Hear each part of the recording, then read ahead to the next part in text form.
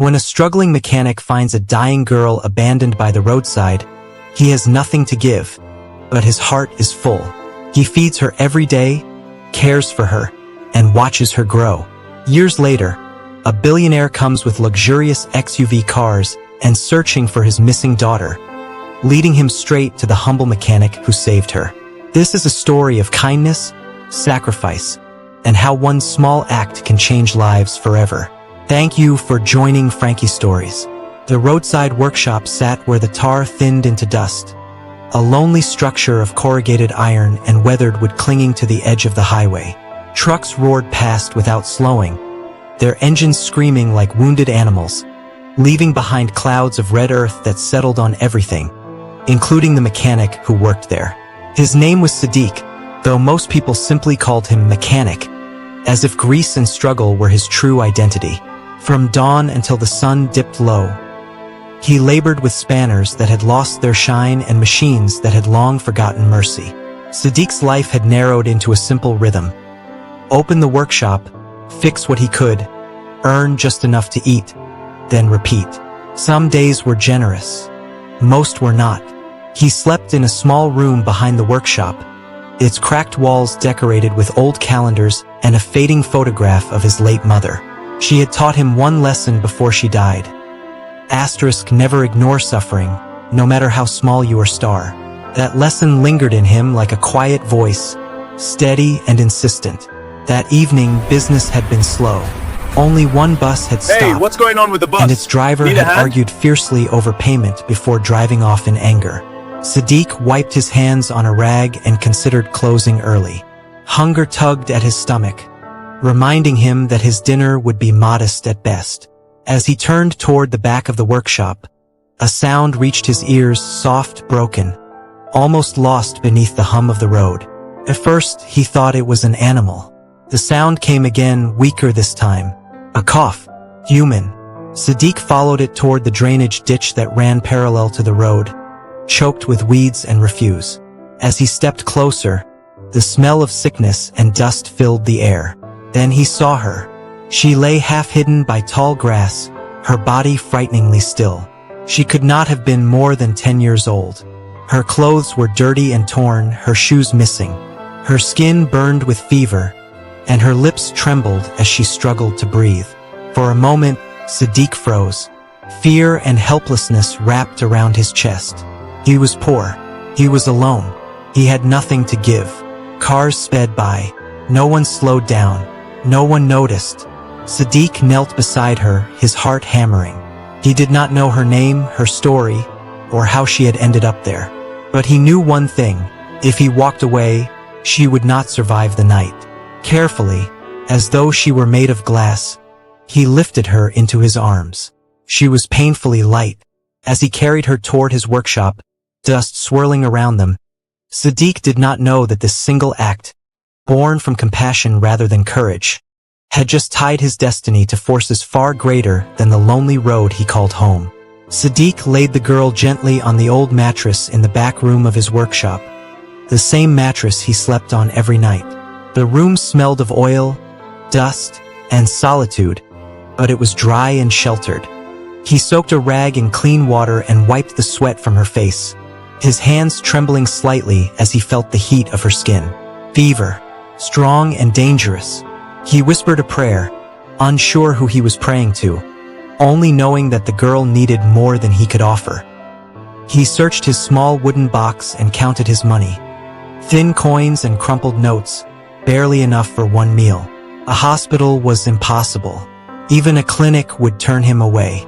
So he went to the roadside food cellar nearby and bought the simplest meal he could afford, rice and watery soup. When he returned, he fed her slowly, careful not to choke her. She stirred, her eyes opening just long enough to meet his. "Water," she whispered, her voice dry and cracked. Sadiq helped her drink. She swallowed with effort, then closed her eyes again. Before sleep claimed her, she murmured a name, Zainab, and nothing more. It was all she gave him, and it was enough. That night, Sadiq did not sleep. He sat on the floor beside her, listening to her breathing, afraid that if he closed his eyes she might slip away. Outside, The road continued its endless noise, indifferent to the fragile life inside the workshop. Hunger gnawed at him, but he ignored it. At dawn, Zainab's fever had not broken, but she was still alive. Sadiq exhaled slowly, relief washing over him. He knew then that this was no longer a single night's burden. Somehow, without money or plans, he had become her guardian. Morning light crept into the workshop, revealing the harsh truth of Sadiq's situation. Zainab slept restlessly, her breath shallow but steady. Sadiq stepped outside and stared at the road, calculating his options. Every solution demanded money he did not have. Still, he opened his workshop as usual. If engines could break, he reasoned, perhaps fate could be repaired too. The day was unforgiving. A truck with a damaged axle rolled in just before noon. Sadiq worked under the scorching sun, sweat mixing with grease as his muscles screamed in protest. When the driver finally paid, the money felt heavier than usual in Sadiq's palm.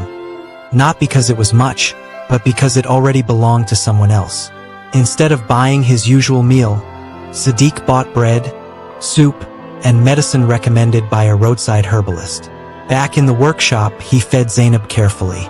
She managed a few bites, her fingers weakly gripping the edge of the bowl. When she looked up at him, her eyes held something new. Awareness. "Thank you," she whispered. Those two words struck Sadiq harder than hunger ever had. He smiled and told her to rest, though his stomach ached fiercely. That evening, he drank water and pretended it was enough. As days passed, this became their routine. Sadiq worked longer hours, charged less to attract customers, and learned to stretch every coin. Zainab slowly regained color in her face, though questions lingered in her silence. She spoke little of how she ended up alone, and Sadiq did not press. Some wounds, he knew, needed time more than words. Each night, as he lay on the hard floor, hunger biting deep, Sadiq wondered how long kindness could survive poverty. Yet every morning, when Zainab smiled a little brighter, the answer came quietly. One more day. Zainab's fever finally broke on the 7th morning. Sadiq noticed it first when he touched her forehead and felt only warmth, not fire. Relief flooded him so suddenly that he had to sit down. For the first time since he found her, he allowed himself to believe she might live. He thanked God softly, his voice shaking with gratitude. With strength returning, Zainab began to notice the world around her. She watched Sadiq work through the open doorway, fascinated by the rhythm of his hands and the music of clanking tools. Sometimes she asked questions: why engines failed, why trucks groaned, why people shouted on the road. Sadiq answered patiently, surprised by her curiosity. Her mind, unlike her body, had never been broken. One afternoon, she managed to stand. Her legs trembled, and Sadiq rushed to steady her, but she insisted on trying again. When she succeeded, a shy smile spread across her face. Felt like victory. From that day, she helped in small ways, sweeping the floor, handing him rags, sitting nearby just to keep him company. The workshop no longer felt empty, yet shadows lingered. At night, Zainab sometimes woke crying, trapped in dreams she refused to explain. Sadiq would sit with her until the shaking stopped, never asking questions she was not ready to answer. He sensed that her past was heavy, and whatever had separated her from her family had not been gentle. Despite the hardship, a fragile peace settled between them. Meals were still small, money still scarce, but laughter, soft and rare, had entered Sadiq's life. He did not know how long Zainab would stay, or where she truly belonged. But in the quiet moments between passing cars, he felt something unfamiliar growing in his chest. Hope. As Zainab grew stronger, her silence became more noticeable than her weakness had ever been.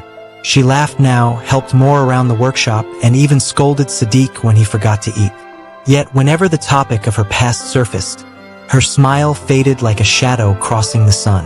Sadiq learned to recognize the moment and gently steer the conversation elsewhere. One evening, as they shared a small meal, Sadiq finally asked, "Do you remember how you came to the road?" His voice was calm, careful. Zainab stared into her bowl, tracing circles in the soup with her spoon. After a long pause, she shook her head slowly. "I remember a car," she said. "Big, black, then noise, and running." Her hands began to tremble, and Sadiq reached across the table, resting his calloused fingers over hers. She fell silent, the memory refusing to go further. That night, Sadiq lay awake longer than usual. Her words troubled him. A big black car did not belong on a lonely roadside without reason. He wondered if someone was looking for her, or if someone wanted her forgotten. Fear crept in, not for himself, but for the girl who had come to depend on him. The next day, a well-dressed man stopped at the workshop asking questions about a missing child. Sadiq's heart pounded as he listened from a distance. The man left without answers, but unease lingered in the air long after his car disappeared. Sadiq looked at Zainab, laughing as she struggled to lift a small bucket of water, and made a quiet decision. Until the truth revealed itself, he would protect her with everything he had, even if it meant standing against the world. The stranger's visit unsettled Sadiq more than he admitted. For days afterward, every unfamiliar sound made him tense. He watched the road closely, studying faces, memorizing cars. Zainab sensed the change in him and grew quieter, as though afraid to draw attention to herself. One afternoon, while Sadiq repaired a motorcycle, a radio played softly from a nearby shop. A news bulletin broke through the static, mentioning a powerful businessman offering a reward for information about his missing daughter. The girl's name was spoken clearly, Zainab. Sadiq's hands froze mid-motion. His chest tightened as understanding crashed over him. The name was not common and the age matched. He turned slowly toward the back room where Zainab sat braiding an old piece of rope, humming to herself. The world suddenly felt fragile, like glass ready to shatter. That evening, he did not confront her. Instead, he observed the way she carried herself with quiet dignity, the refined words that sometimes slipped into her speech, the sadness behind her eyes. She was not just any lost child. She belonged to a life far removed from grease and dust. The choice before him was heavy. He could speak up, tell someone, and perhaps receive money that would free him from poverty. Or he could wait, protect her, and risk losing everything if the wrong people found her first. As night fell, Sadiq sat outside the workshop, staring at the stars. He thought of his mother's voice, her lesson echoing once more. Finally, he made his decision, not for reward, not for fear, but for the girl who trusted him. Tomorrow he would act. The next morning, Sadiq awoke before dawn, his mind restless with plans and questions. Zainab was already awake, quietly sweeping the workshop floor, her movements careful and deliberate. He watched her for a moment, marveling at how fragile and strong she had become all at once. There was no time for hesitation. He needed to prepare her for the truth, gently and carefully. After a simple breakfast, he led her outside, away from the workshop and the prying eyes of the road. "Zainab," he began, choosing his words slowly, "there are people looking for you, people who care about you very much."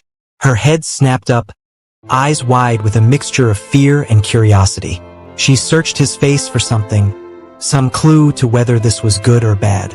"They might come soon," he continued, keeping his voice calm. "I need you to tell me everything you remember, even the hard parts." Zainab hesitated, then nodded slowly. Her small hands fidgeted with the hem of her shirt.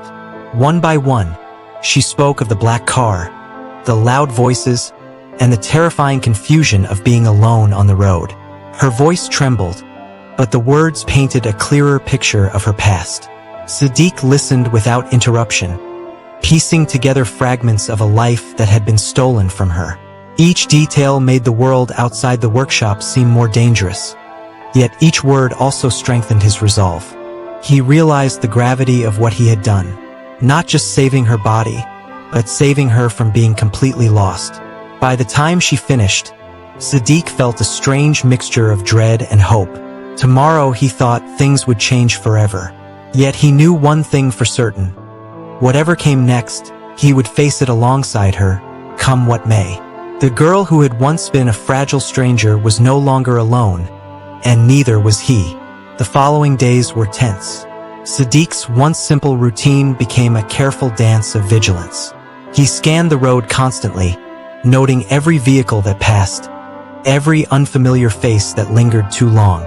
Even small details, an abandoned bag, a stray dog, a sudden horn, set his heart racing.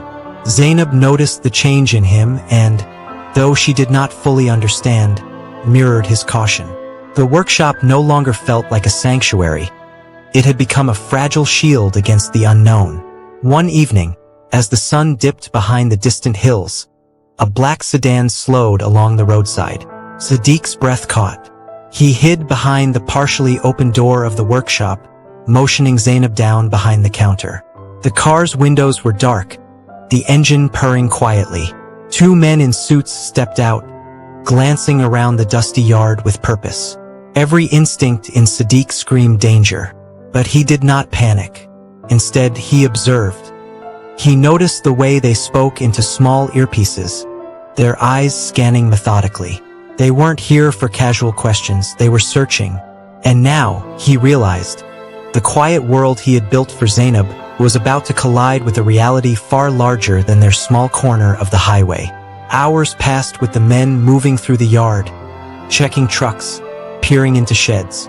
Sadiq remained hidden, heart pounding, watching over Zainab's sleeping form. When the sedan finally drove off without noticing them, a mix of relief and fear washed over him. The warning was clear. The world outside had begun to take notice of the girl he had saved, and Sadiq understood that soon, there would be no shadows left to hide in. The following morning, Sadiq and Zainab worked quietly, the tension from the previous night still hanging over them like a storm cloud.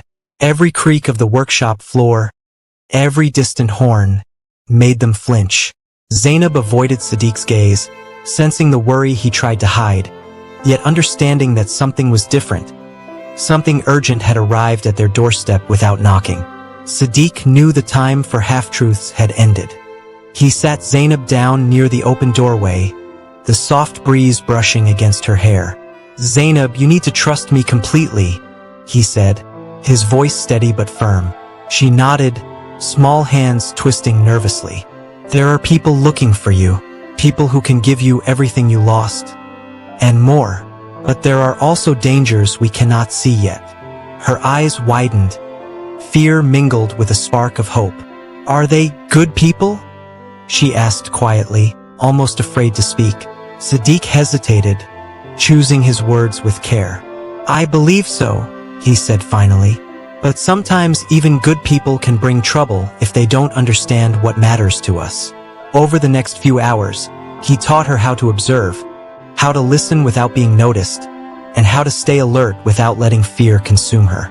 Each lesson, though small, reminded Sadiq that Zainab had grown beyond the fragile child he first found by the road. She was learning to survive, and he was learning that saving her had changed him as much as it had changed her. By nightfall, they sat side by side, exhaustion softening their alertness. Sadiq placed a gentle hand on her shoulder. "Whatever comes, we face it together," he promised. Zainab's small nod was firm, her courage settling like a quiet ember.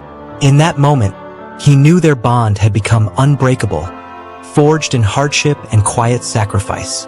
It was late morning when the black sedan returned, this time accompanied by a convoy of luxury cars that roared along the dusty road. Sadiq's heart raced as he watched the vehicles pull into the yard. He quickly ushered Zainab to the back of the workshop, whispering, "Stay hidden and do not move." Her small hands gripped his shirt tightly, eyes wide with fear. The first man out of the sedan was older, confident, and impeccably dressed. His sharp gaze swept the workshop and yard as though measuring every detail. Behind him, a younger assistant spoke rapidly into an earpiece, giving directions to others in the convoy. Sadiq's instincts told him they were not merely asking questions. They were searching, determined, and organized. The older man paused at the entrance, finally locking eyes with the workshop's open doorway. He raised a hand, calling out, "Sadiq, we are looking for you. You've helped someone very important to me." The name that followed made Sadiq's stomach tighten. **Zainab****. He felt the weight of every coin, every meal he had sacrificed, every sleepless night. Every act of kindness he had given this girl had led to this moment. Sadiq stepped out slowly, hands raised in peace, his chest tight with anticipation. Zainab peeked from behind a crate, trembling but brave. The older man studied him, then smiled faintly. "You fed her, kept her safe," he said. "No one else could have done what you did. You have saved her life." For the first time, Sadiq felt recognition that had nothing to do with money or machines. The quiet, lonely mechanic who had given everything he had for a stranger was about to see the true weight of his actions, and how far compassion could reach. The older man stepped closer, his polished shoes crunching against the dusty ground. But his eyes were kind, not accusatory. "Sadiq," he began, his voice steady and commanding. "What you have done cannot be measured in money. You kept my daughter alive when the world had forgotten her. You gave her hope when no one else would." Sadiq's throat tightened. He wanted to speak, to explain that he had only done what anyone should, but the words caught in his chest. He had never imagined recognition like this. Not from a stranger, not from anyone. Zainab, standing behind the crate, watched with wide eyes, her small hand gripping the edge. Slowly, she stepped forward, and the older man smiled again, kneeling slightly to meet her at eye level. "Zainab," he said softly, "I've missed you so much." Tears filled her eyes, but for the first time, they were tears of relief and belonging. Sadiq felt a pang of both joy and bittersweet sorrow. The girl who had become his world for years was now being claimed by another life, one filled with luxuries he could never imagine. Yet he could not begrudge her that life. She deserved safety, family, and the love he could not provide alone. The older man reached into his coat and placed a hand on Sadiq's shoulder. "I want to make sure you are taken care of too," he said. "Consider this a token of gratitude. You will never struggle again if you choose not to." Sadiq stared at him, astonished. The small coins he had counted every day for meals seemed like dust compared to this gesture. For the first time in years, Sadiq allowed himself to breathe. The dusty workshop, the endless road, the lonely nights, all of it had led to this moment. He had saved a life, and in doing so, changed his own destiny forever. The morning sun cast long shadows across the dusty yard as Sadiq and Zainab prepared for her departure. The workshop, once a place of struggle and solitude, now felt impossibly small, crowded with memories of quiet nights, small meals, and laughter shared between them. Sadiq ran his hand along the edge of the workbench, tracing the grooves and scratches as if saying goodbye to an old friend. Every corner of the workshop held a memory of the girl who had become his world. Zainab stood quietly beside him, her small hand slipping into his. She looked around, her eyes reflecting both excitement and sorrow. "I'll never forget this place," she whispered. Her voice trembled, and for a moment, the years of hardship and fear melted into a shared understanding of love and sacrifice. Sadiq smiled softly, the weight of his emotions pressing heavily on his chest. "Nor will I," he said. "You'll always have a place here, Zainab, in this workshop, in my heart." The black sedan waited at the edge of the road, its engine humming quietly like a promise. The older man stepped forward, smiling gently. "Are you ready?" he asked, looking at Zainab with a mixture of relief and reverence. She nodded, drawing a deep breath, then turned to Sadiq. "Thank you for everything," she said, her voice breaking. Sadiq embraced her briefly, feeling the fragile weight of their bond. Then, with a final glance at the dusty walls and rusted tools that had shaped his life, he stepped back. Watching her walk toward the car, he realized that kindness, patience, and courage had not just saved her. They had transformed him too. The mechanic who once struggled to survive on the edge of the road now understood the true measure of love and sacrifice. And as the sedan drove away, he stood alone, but unafraid, ready to embrace whatever came next. The workshop felt emptier than ever. The hum of machines, the scent of oil and dust, even the stray noises of the road no longer carried the same comfort. Sadiq stood at the doorway, watching the black sedan disappear over the horizon with Zainab inside. A strange mix of relief and longing settled over him. He had done what he had promised, kept her safe. Yet, for the first time, he felt the weight of his own life waiting to be rebuilt. With the older man's generosity, Sadiq found himself with more than he had ever dreamed.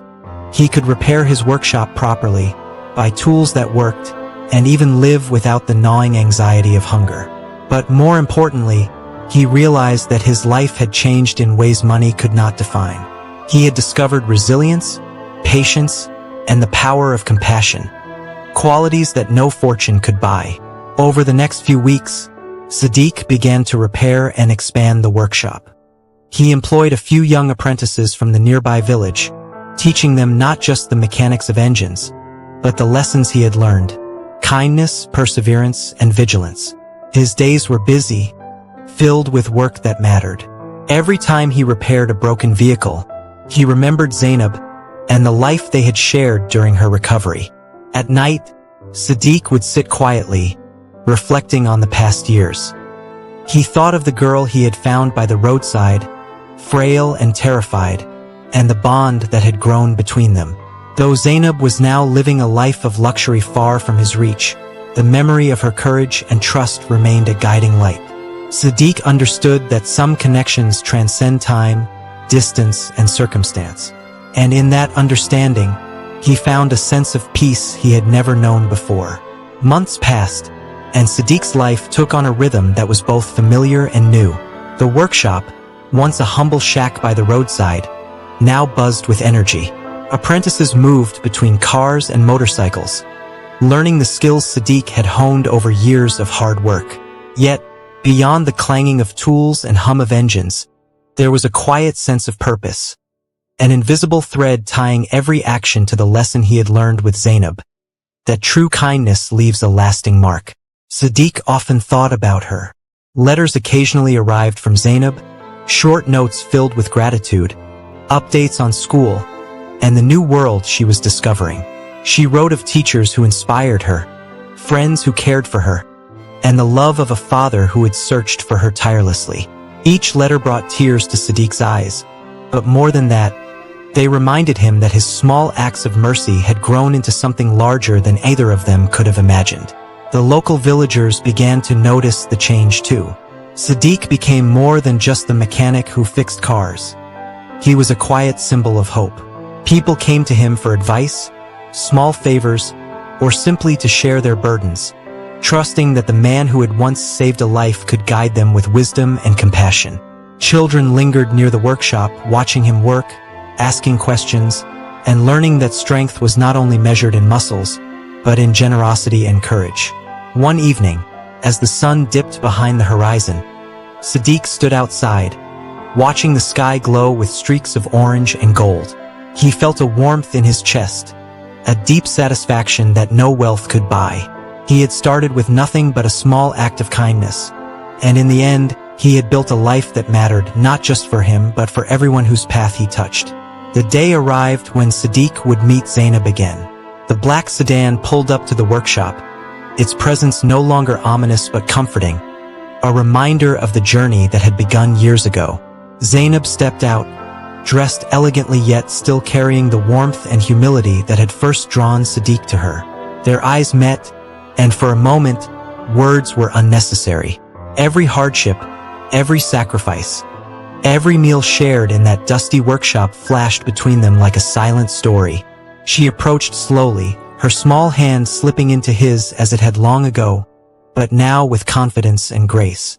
"I've missed this place," she said softly, glancing around at the workshop that had been her sanctuary. Sadiq smiled, feeling a swell of pride and relief. "And I've missed you," he replied. "But look at what you've become. You're no longer the girl I found by the roadside. You've grown stronger than I could have imagined." The billionaire, watching from a respectful distance, nodded, understanding that this reunion was more than gratitude. It was the meeting of two lives forever intertwined.